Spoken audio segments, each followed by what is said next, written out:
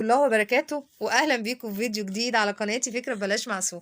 يلا النهارده ان شاء الله هنعمل اعادة تدوير قواعد الكنز وافكار جميلة جدا بره الصندوق. اوعى تروحوا في اي حتة، الفكرة التانية جميلة وتجنن وتموت من الضحك. هنبتدي الفكرة الاولى ودي قمة الفخامة وقمة الشياكة ان شاء الله. يلا بقى هنجيب قواعد الكنز. هنحتاج في الفكرة دي 8 وحديات معانا. طبعا انا جبت الكنز كده وعلى رواقه قدام التلفزيون وقعدت بقى اقص فيه. هبتدي ان انا اغلف بقى كل واحده من الدول من التمانية اللي انا عايزاهم بالاستراس ده. خلاص، والشمع الزياده بعد كده بنشيله بالسكينه او بايدينا لانه بيبوظ شكل الحاجه.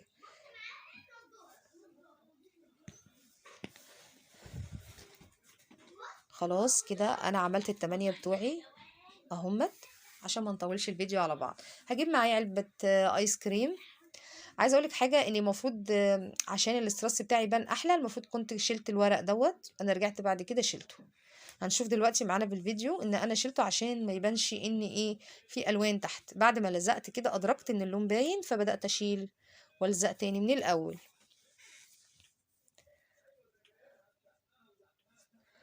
بس وهثبت كده على العلبه وهبتدي ان انا اقص بقى الزيادات معايا.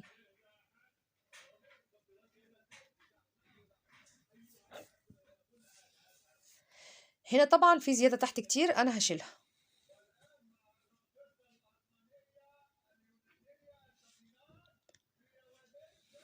خلاص كده وهعمل زي القصات اللي احنا بنقصها دي عشان التغليف يبقى كويس. يعني لو محدش بيعرف يغلف علبة انت بتعملي الحاجات دي كده عشان العلبة تبقى تقدري تتني القماش معاكي او الاسترس ده او اي حاجة يعني بتغلفي بيها او فوم. هنا كده معانا دانتيل فضي برضو.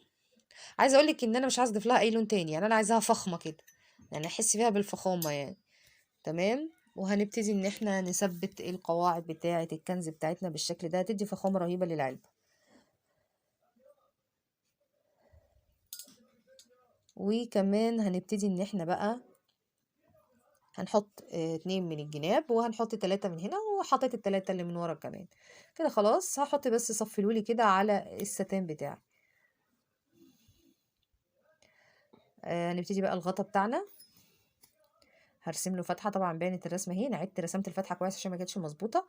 وهبتدي ان انا اقصها بالمقص وهبتدي ان انا اغلف الغطا بتاعي. طبعا بدأت تظهر افكار فكرة العلبة، وهي طبعا علبة مناديل فخمة جدا. ممكن ما تكلفيهاش يعني تعمليها عادية، لكن انا حباها تبقى فخمة. ممكن تعمليها لأوضة الأطفال بالفوم او بستيكر عليه اطفال، بتبقى افكار حلوه قوي. يلا هنا بقى كده قصيت الفتحه بتاعتنا عشان المناديل تطلع بسهوله، وهشيل بقى كل الزياده.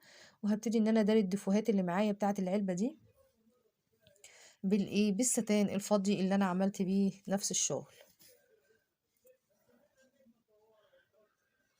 بدأ الغطا بتاعنا يظهر.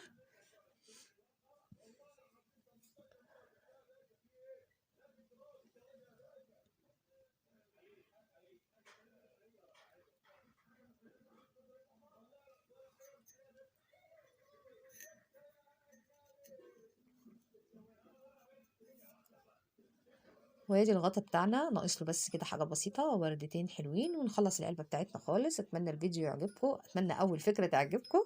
ودي اول فكره، مفيش مناديل بس الفكره حلوه وكيوتة وجميله. لايك لاول فكره، سهله جدا وبسيطه جدا. نخش على الفكره التانية. الفكره التانية هنحتاج 4 قواعد كنز.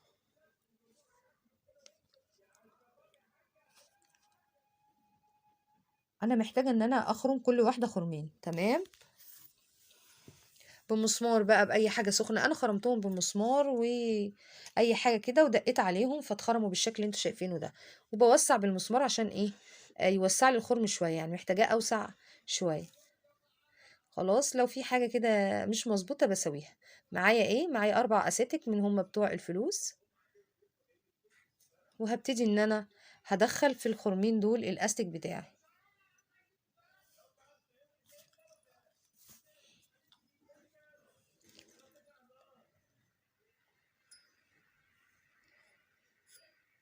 دخل بقى كده بمساعدة المسمار، وهندخل كمان من الناحية التانية.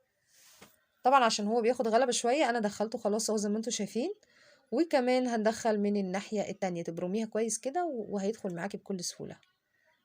بس كده تمام. هربط بقى من ورا، هشد كده واربط من طرف الاستك، شد كده لفوق، بس محتاجة الحتة دي تبقى معايا ظاهرة فوق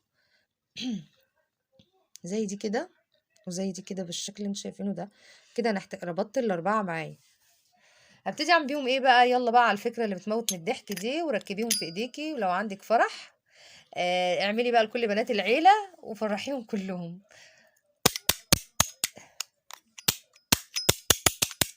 شايفين جميلة ازاي؟ لو بتعرفي تلحني بقى يا سلام يا سلام. طبعا الفكرة دي جديدة وأول مرة تشوفوها، يعني مش هتشوفوها في أي حتة يعني. تمام، لايك بقى الفكرة بتاعتنا التانية، أتمنى إن هي تعجبكم. شكلهم حلو خالص وكيوت خالص، وفرحوا الولاد، وممكن تنفذيها انتي